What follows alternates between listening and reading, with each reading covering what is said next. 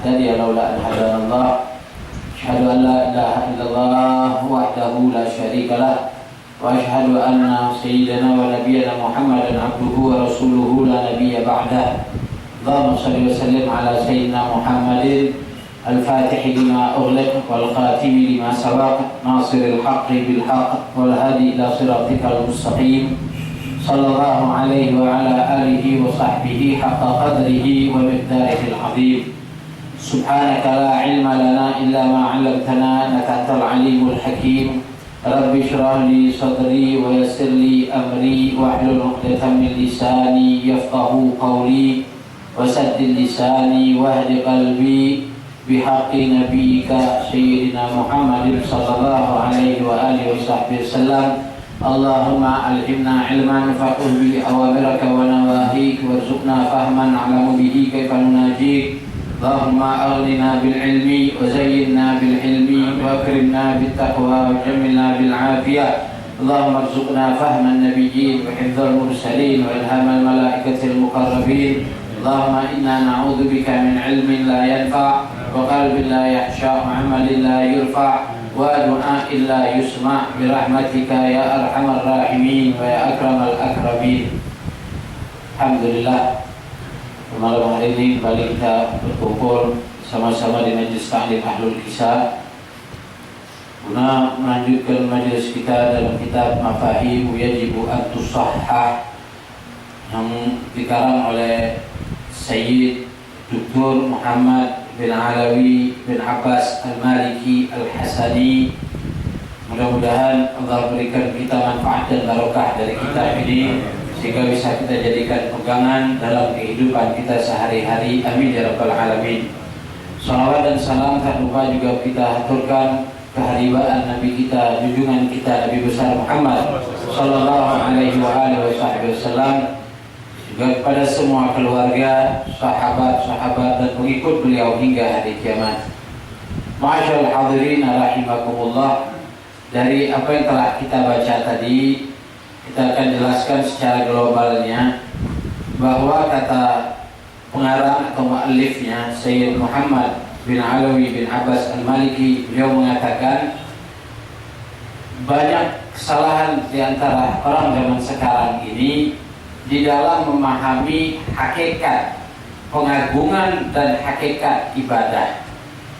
Mereka mengira bahwa ketika kita mengagungkan satu hamba Allah misalnya, berarti kita telah menyembah kepada yang diagungkan tersebut.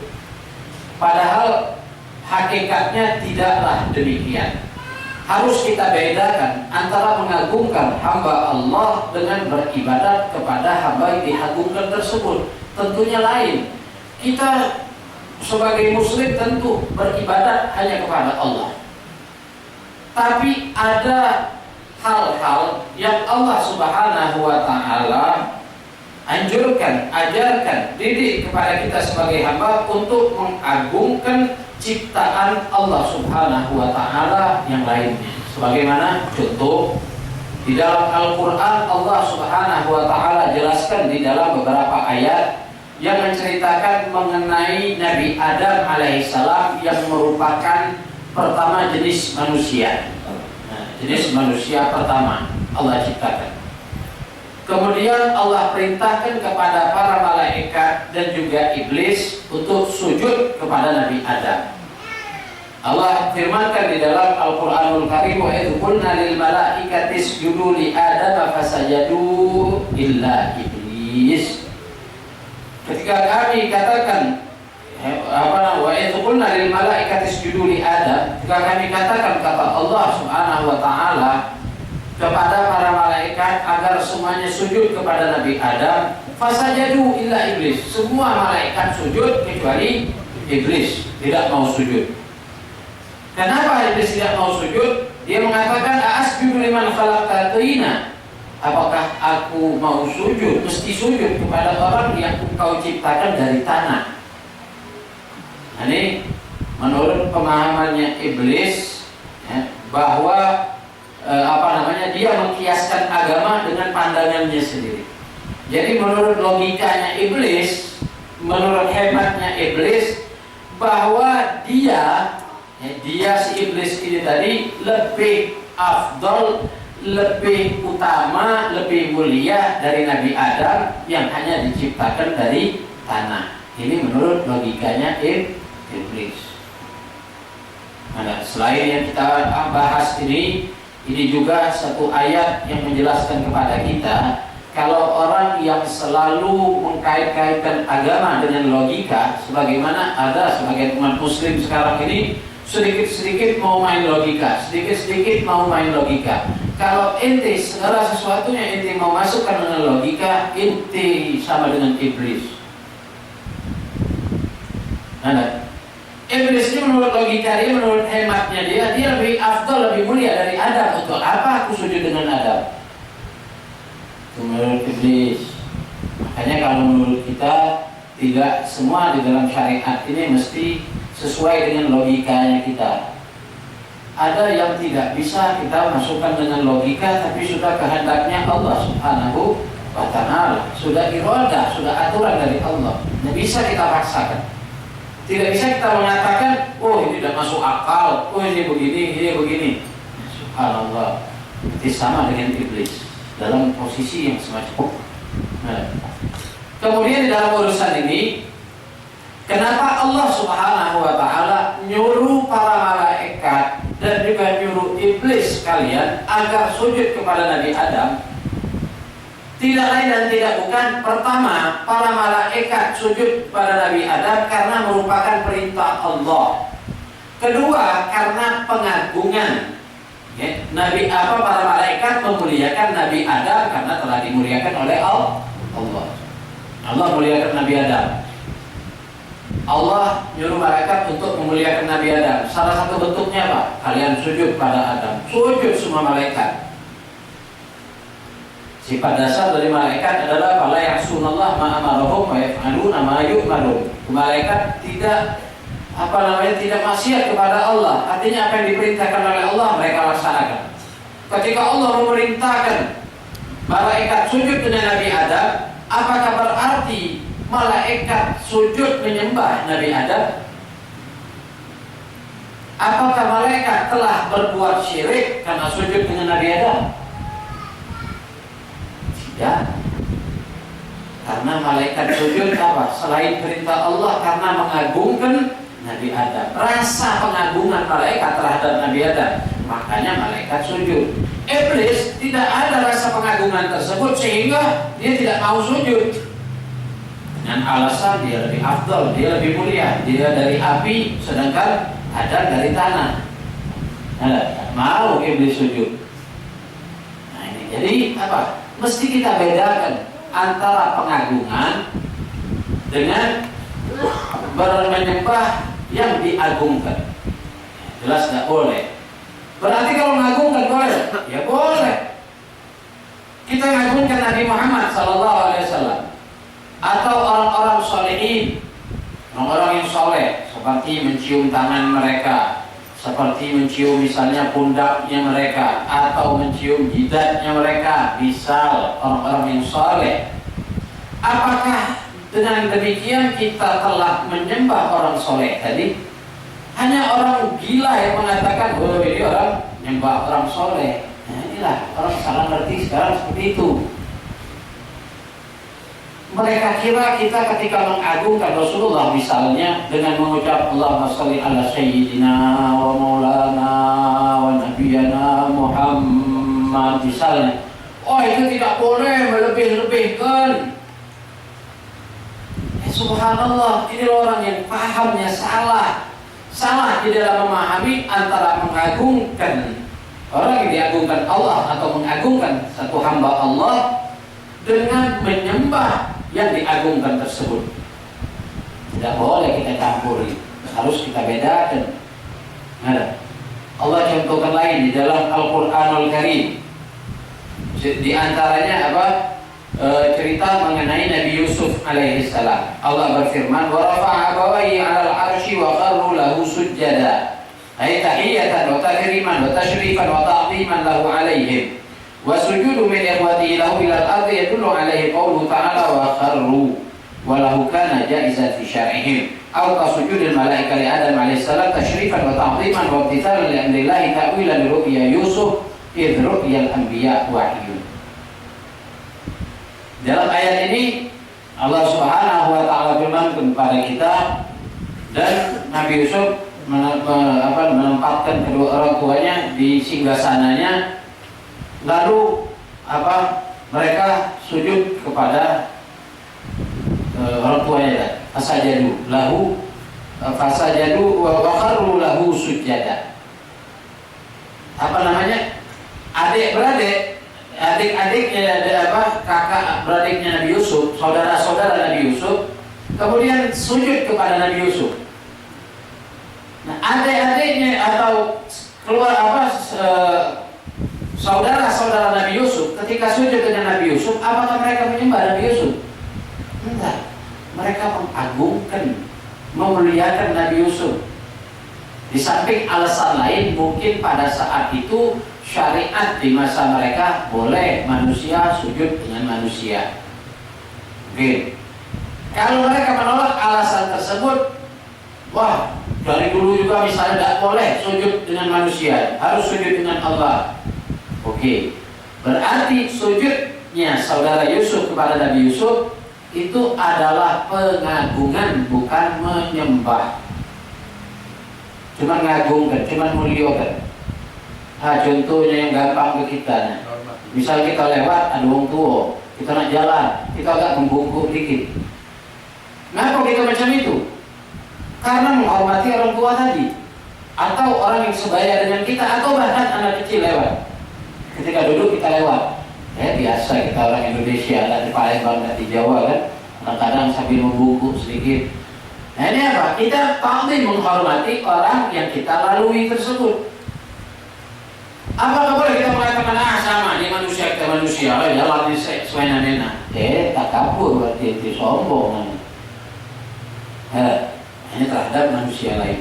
Bagaimana dengan Nabi Muhammad sallallahu alaihi wasallam wa baraka alaihi wa ala alihi, yang Allah Subhanahu wa taala katakan di dalam Al-Qur'an, inna arsalnaka syahidan wa mubasysyiran wa nadhira litu'minu billahi wa rasulihi wa tu'azziruhu wa tuwaqqiruhu.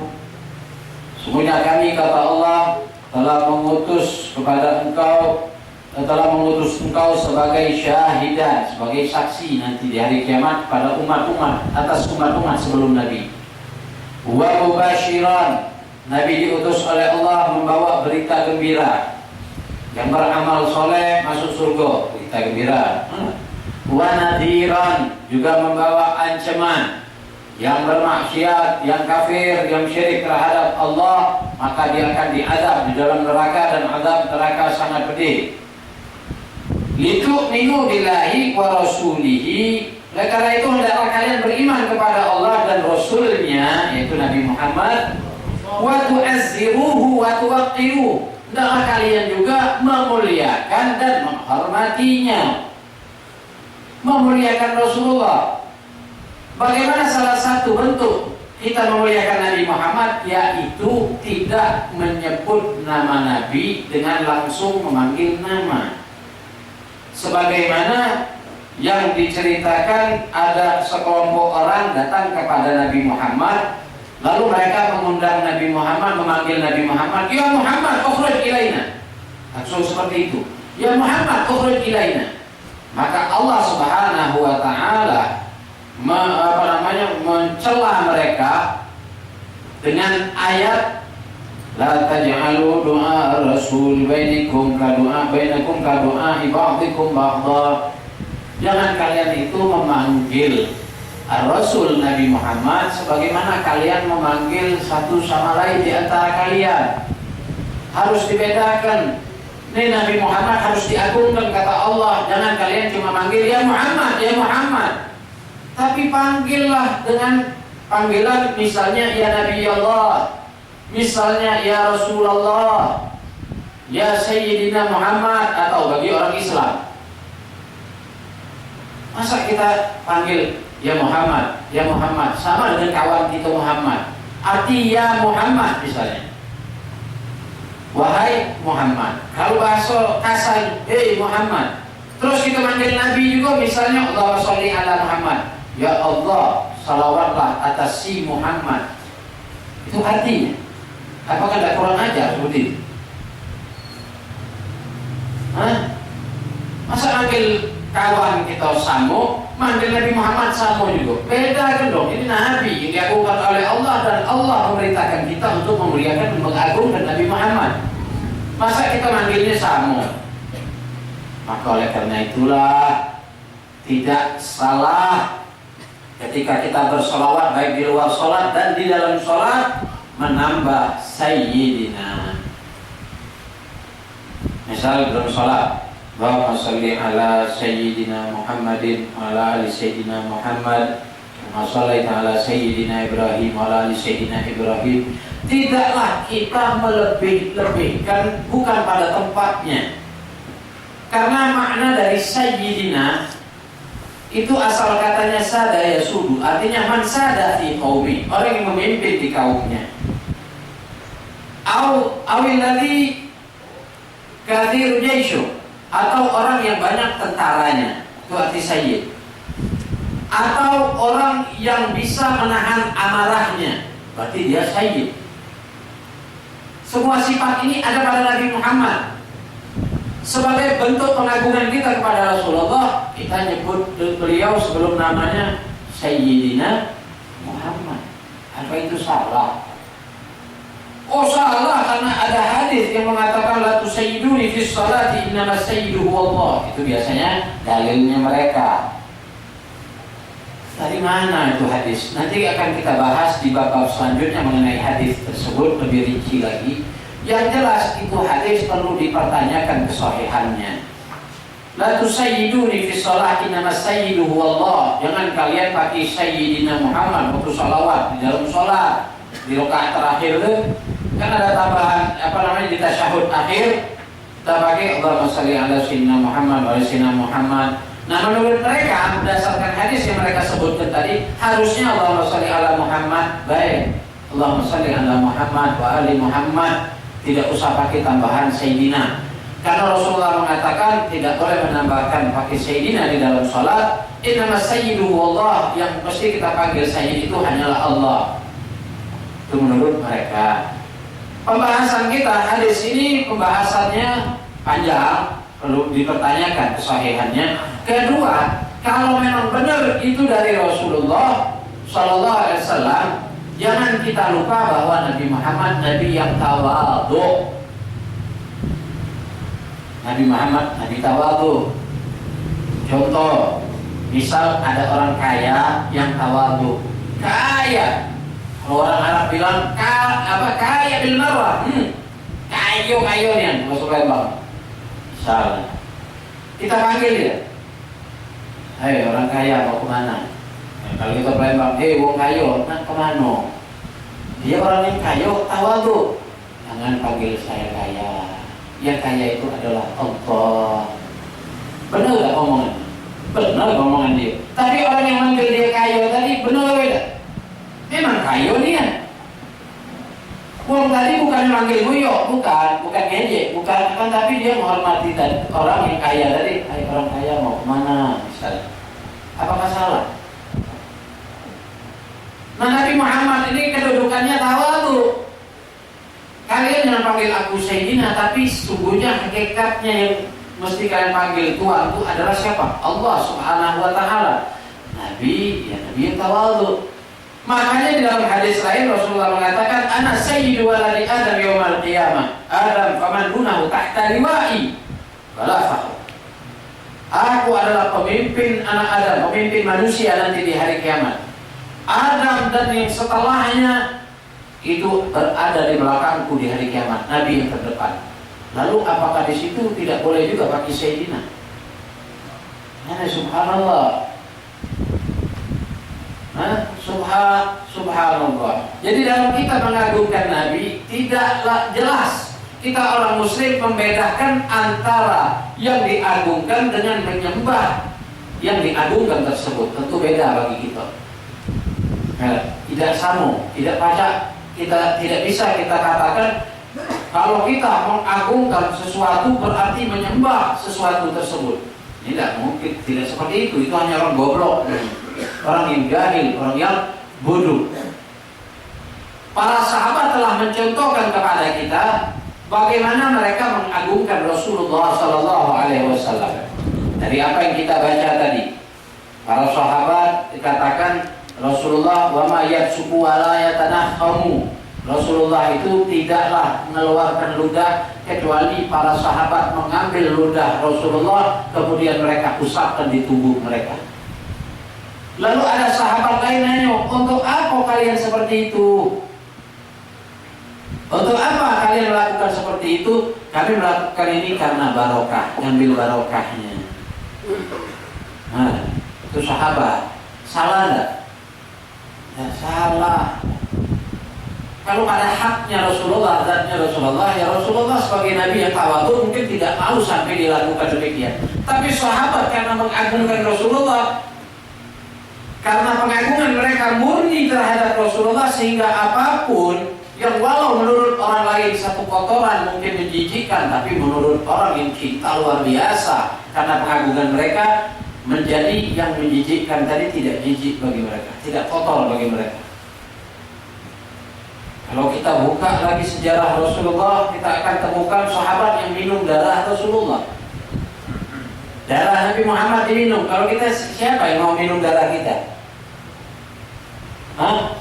Dracula yang hausnya mungkin minum darah kita. Darahnya Rasulullah, ketika sahabat akan membuang darah bekas hijamah Rasulullah, sahabat mau buang, saya diminum sama sahabat. Bahkan ada yang minum air seni Rasulullah, para sahabat. Ketika Rasulullah berludah, bahkan bukan hanya ludah biasa, ya tanaham, nuhumah itu apa? Berdahak. Dahak Rasulullah misalnya, Rasulullah buang, itu sahabat berebut sampai seperti mau saling bunuh-membunuh, berebut maksudnya. Untuk apa? Ngambil dari bekas ludah Rasulullah lalu mereka usapkan. Apakah cara seperti itu berarti mereka menyembah Nabi Muhammad? Ayo, wahai orang-orang yang berpaham, tidak boleh melebih-lebihkan Rasulullah, tidak boleh melebih-lebihkan orang soleh. Apakah sahabat seperti itu berarti sahabat menyembah Rasulullah? Hasya wa kallah, tentu tidak. Para sahabat tidak pernah menyembah Rasulullah. Kenapa mereka ngambil ludahnya Rasulullah? Karena mereka mengagungkan Rasulullah. Sampai kemana bahkan pengagungan para sahabat dengan Rasulullah, sampai mereka tidak mampu untuk menatap wajah Nabi Muhammad karena dibawa Rasulullah. Keagungan yang luar biasa, sampai sahabat itu tidak bisa menatap wajah Rasulullah SAW. Bahkan dikatakan ada sahabat yang bernama Al-Barra ibn Azib radhiyallahu anhu, beliau berkata, laqad kuntu uridu an as'ala Rasulullah sallallahu alaihi wasallam anil amri fa uakhiruhu sanataini min haibati. Atau kata Al-Barra ibn Azib radhiyallahu anhu, beliau pernah berkata, aku pernah pada suatu waktu ingin bertanya kepada Rasulullah mengenai satu perkara, tapi aku undurkan pertanyaan itu sampai 2 tahun. Setiap mau nanya tidak jadi, sampai 2 tahun. Kenapa tidak jadi? Karena wibawanya Rasulullah Sallallahu Alaihi Wasallam. Jadi mau nanya segan. Kenapa mereka sampai mempunyai perasaan seperti itu? Karena mereka mengagungkan Nabi Muhammad. Sampai mundur 2 tahun bayangin. Mau nanya tidak jadi. Disifatkan bagaimana sahabat Nabi di depan Nabi Muhammad, ka'annama ala ru'usihim at-tayr. Jadi seakan-akan di atas kepala mereka itu ada burung. Gimana supaya burung ini tidak terbang mantap? Artinya mereka itu mantap depan Nabi Muhammad.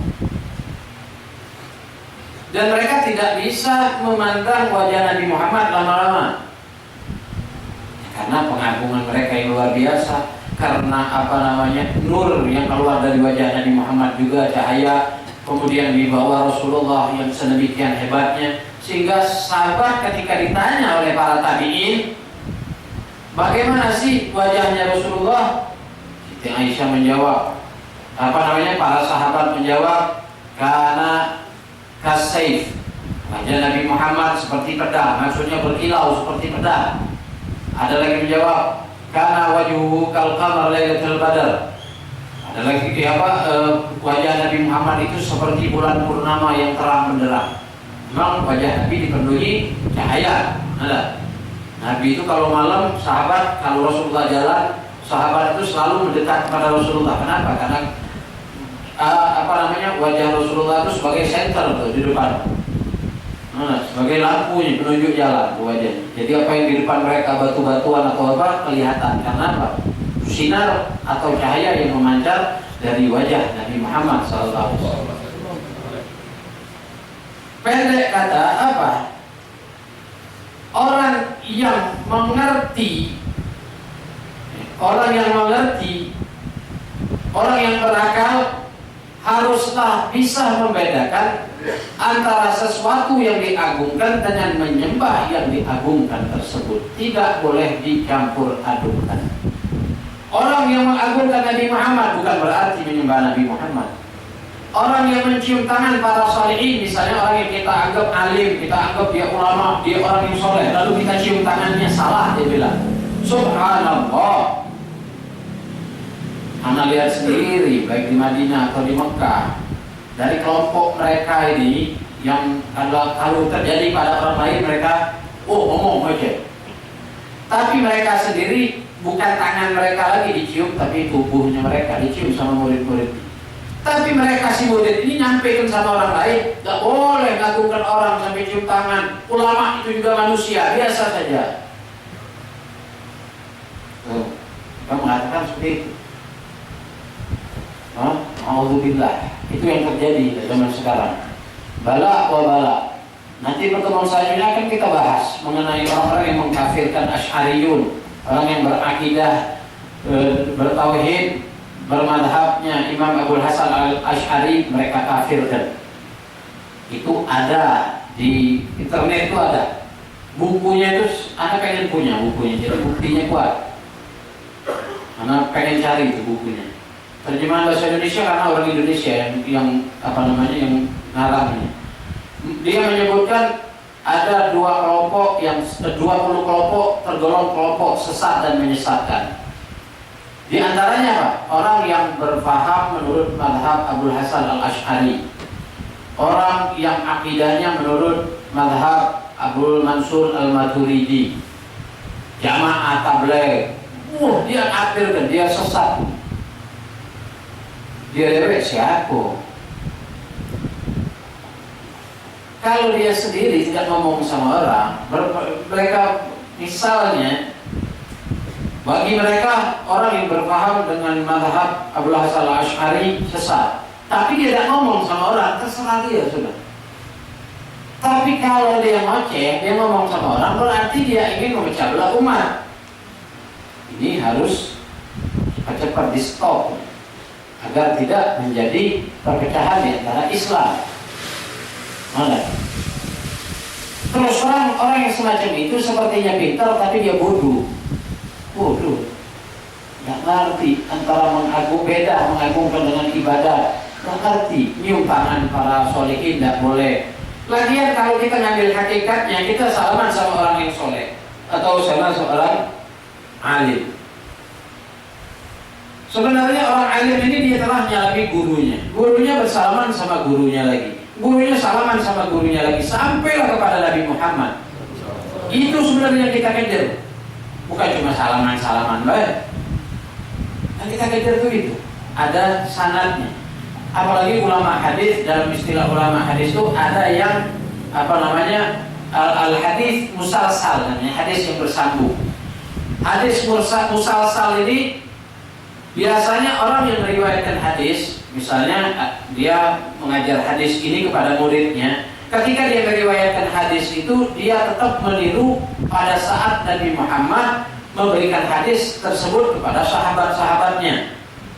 Ada namanya musalsalun bil musafaha. Jadi sebelum menunjuk hadis tadi salaman dulu. Rasulullah begitu sama Mu'adz bin Jabal. Ya Mu'adz, tapi salaman. Ya Mu'adz, inni uhibbuka. Faqul dubura kulli salatin Allahumma inni ala dzikrika wa syukrika wa husni ibadatik. Sahabat yang meriwayatkan kepada tabi'in gitu juga, megang tangannya. Ya fulan inni uhibbu, faqul dubura kulli shalah, Allahumma inni ala dzikrika wa syukrika wa husni ibadatik. Sampai sekarang ini begitu. Hadis namanya musalsalun bil musafah. Ada lagi bil musyabakah. Ada lagi bil mahabbah. Macam-macam yang namanya hadis musalsal. Artinya apa? Hakikatnya kita menghormati orang yang soleh sebenarnya adalah menghormati Allah. Hakikatnya bukan kita nyembah pada orang soleh tersebut. Nah, ini harus dibedakan sehingga tidak timbul gampang mengkafirkan orang, tidak gampang mengatakan orang ini orang sesat.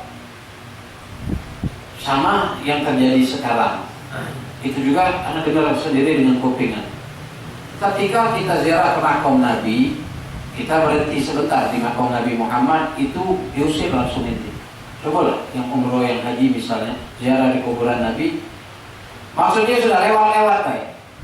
Kalau dia seandainya ngomong imsi ya syekh, teman, tapi maki ujung-ujung kalau kita hawas, kita gegam dengar. Ya syekh, nama hadal kabar la yadur wa la yanfa. Ini kuburan cuman tak tunjuk manfaat, tak tunjuk mudarat. Kuburan Nabi.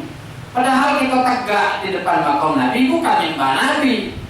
Kita menghormati Rasulullah. Masa siaga Nabi di gigi kita sampai kita berjalan bebas berhenti sebentar. Siaga tumpang lewat. Mana adab ziarah? Ziarah itu pakai adab. Masa kita misal kuburan lewat ke sebelah kiri, kalau berhenti dulu sebentar, atau setidaknya kalau kita dalam kendaraan pakai lagi bawa kendaraan motor misalnya, lewat di perkuburan, pelankan sedikit motor kita, lalu kita mengucapkan salam, assalamualaikum dara qaumil mukminin, antum sabiqun wa inna insyaallah bikum lahiqun. Assalamualaikum wahai mukmin, salam kita. Assalamualaikum wahai orang mukmin, kamu melalui kaki aku nyusul. Itu diajarkan oleh Rasulullah, bukan nol-nol. Nah begitu juga ketika ziarah di makam Rasulullah. Memang hakikat yang memberi mudarat, yang memberi manfaat itu Allah. Tapi kita ini mengagungkan Rasulullah, masa ziarah kubur lewat. Inilah pemahaman orang yang salah tadi, mencampur adukan antara mengagungkan dan menyembah yang diagungkan. Ya tak boleh seperti itu. Kalau kita nyembah pada Allah, memang ada sebagian orang salah di dalam mengagungkan tersebut. Ada yang salah memang, karena mungkin masih memakai kebiasaan-kebiasaan agama terdahulu sebelum agama Islam, sehingga ketika ziarah misalnya bawa kepala sapi, bawa segala macam, kemudian minta sama yang ini, misal nama yang meninggal tadi Mbah Kursi misalnya lah, misal ini Mbah Meja namanya yang diziarahi, Mbah ini Mbah sesajen dari kami mohon diterima Mbah, ini kampung kita lagi kesusahan Mbah. Nah ya begini, syirik udah jelas. Tapi kalau orang cuma ziarah kepada para aulia misalnya dengan pengagungannya, dia dengan khidmatnya, bukanlah nyembah kuburan tersebut, tetapi mengagungkan orang yang dikuburkan, memuliakan, menghormati. Ini salah banyak orang dalam memahami itu seperti itu. Jadi tidak ada salahnya, dan jangan ragu lagi. Kalau kita bersalawat jangan hanya menyebut langsung nama Rasulullah, Allahumma sholli ala Muhammadin. Tidak boleh. Memang Rasulullah Shallallahu Alaihi Wasallam ketika ditanya sahabat, kalau sholli alaika ya Rasulullah, bagaimana kami bersalawat kepadamu? Kata Rasulullah, katakan Allahumma sholli ala Muhammadin wa ali Muhammadin kama shallaita ala Ibrahim wa ali Ibrahim. Rasulullah memang ngomong seperti itu. Rasulullah tidak pakai Sayyidina Muhammad. Nah itu tadi pembahasannya, Rasulullah orang yang tawadhu.